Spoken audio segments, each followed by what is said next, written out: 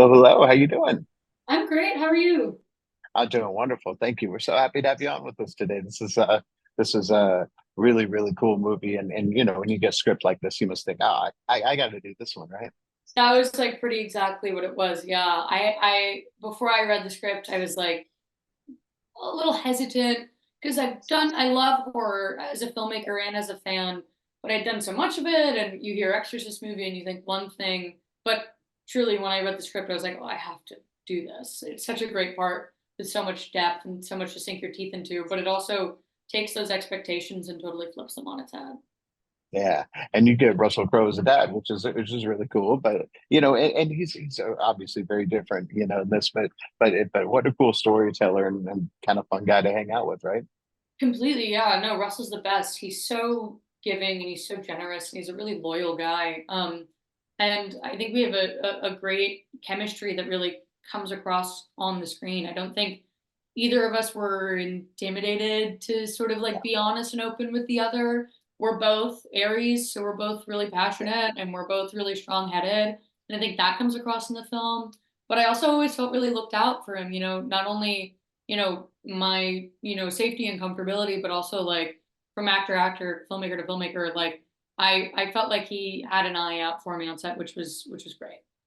Yeah, that's so cool. Well, and people have been looking up to what you do as well. They get it for years now, and they're thinking, "What a cool job!" And it is, but it's also very hard. So, what kind of advice would you give to people that want to follow in your footsteps? I mean, I think it is really hard. I think any movie is impossible to make, and if you're gonna do it, you have to really love it. But the reason I act is because I love film, and if this is how I can best serve it right now, then that's what I want to do. But I truly can't see myself doing anything else. So you got to Yeah. be dedicated. Yeah, I love that. Since it's sort of related, my co-host Drew Pearson, one of our great Dallas Cowboys, famously caught the Hail Mary, went in the Hall of Fame. And of course, we always ask people their Hail Mary moment, which is that moment in your life or career where you just had to go for it and it worked out for you. But since there's a Hail Mary in here, we got to ask. That's a great question. I mean, this movie, I was like, I've got to do this movie. I read the script, I fell in love with the character, and my whole team felt the same way. And it felt like a fight. The first meeting I had with Josh and Mark, I immediately knew that I was right for this and that it had to be me. But the audition process was really long. We went on for like 2 months with like 7 or 8 different readings and auditions, and flying out for different chemistry reads. And um, I really fought tooth and nail to get this part. Um, but it worked out, and I'm so glad that it did. Yeah, well, and there's some movie within a movie stuff that those are a little scary. And sometimes with these movies, sometimes some happen. Was there any spooky stuff that happened on the set? Yeah, there was one moment. It wasn't so much spooky, but it was definitely, and there was a vibe.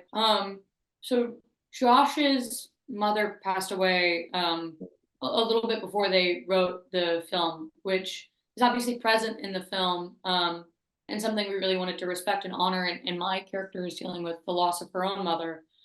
And there's a scene Russell and I had where we're talking about my mother's passing, and I said something like, mom, and then a piece of set decoration that was hanging on the wall just like fell out of nowhere, like triggered by those words. And we all sort of recognized it, but it didn't feel spooky as much as it did like welcoming and almost like a hug and hopeful. And that hope was something that we really wanted to stay true to and represent in the movie. Yeah, well, and that's something that you have to do throughout the not only the shoot but the business. Kind of, is there something you tell yourself that kind of keeps you on that right path? It's a great question. I mean, oh God, I don't know. I think I think sometimes it's hard. I think I don't necessarily fit the idea of what people have around necessarily like obviously femininity or and you know Charlie XCX recently said like it's really hard to be ahead, and that's sometimes how I feel. Like I'm a weirdo and I do a good job, but sometimes it's weird and scary and people don't know how to deal with it, but I know it's good work. And so I just keep doing it. I love the background. Love seeing some good guitars and Thanks. musical goodness back there. That's great. Well, we're excited to have you on today because what a movie, and it's a fun character to play too, right? Yeah, You totally. get to be the best and worst of the directors you've worked with, right? Yeah, exactly. That's exactly right. Yeah, totally cathartic. Well, of course, we all have again great memories from being on some set or another. But for this one, was there a particular day, set or time, scene or time that you will always keep with you? Is kind of like, oh, this was a cool day. Oh yeah, I mean that's pretty easy actually. I mean two. One was the fight scene from Dazed and Confused, which at the time was what I largely regarded as the best day of my life, which might say something about my life. And then my the day we shot the death scene for Saving Private Ryan. Those are probably the two most fulfilling and kind of exciting days I think I probably ever had in the set. Yeah. Cool. How about this one in particular? Well, I mean, they all kind of congeal into one. I think that probably the scene, there's a scene where we're shooting an exorcism, where the film within the film, there's an exorcism, and where I'm really, poking and prodding, Russell's character to try and get, what he imagines is going to be an even more honest and truthful performance. And, I think that felt very, organic and, Mm. sort of hyper real. And, that was a lot of fun. Yeah. Well, of course, Russell being a big musician and guitar aficionado, did you guys have a lot of music talks as well? It's really Yeah, cool with that. if we talk music that much. We played. I gave him my I've made a bunch of records under this moniker, the Goldberg Sisters. Which when we met 20 years ago, I remember he showed us his documentary about his band. Mhm. We all went to see, I guess, some preview of that. And at that point, although I was in bands, I don't think I hadn't made a record at that point. Anyway, so yeah, I don't know if we talk about music, but we would play each other music probably. I think, yeah, hang Yeah. out. Well, speaking of those 20 years, Dave, you've had such a cool career and it's been a joy to watch. And you've had so many great projects and, of course, expanding into music and everything. What kind of advice do you give to somebody that wants to follow in your footsteps? Oh, I get that's easy. Don't. I mean, don't do that. Get like graduate from college, get like get a skill, like a real skill, a skill that doesn't, rely on, sort of other people's whims and the sort of whims of of that particular industry.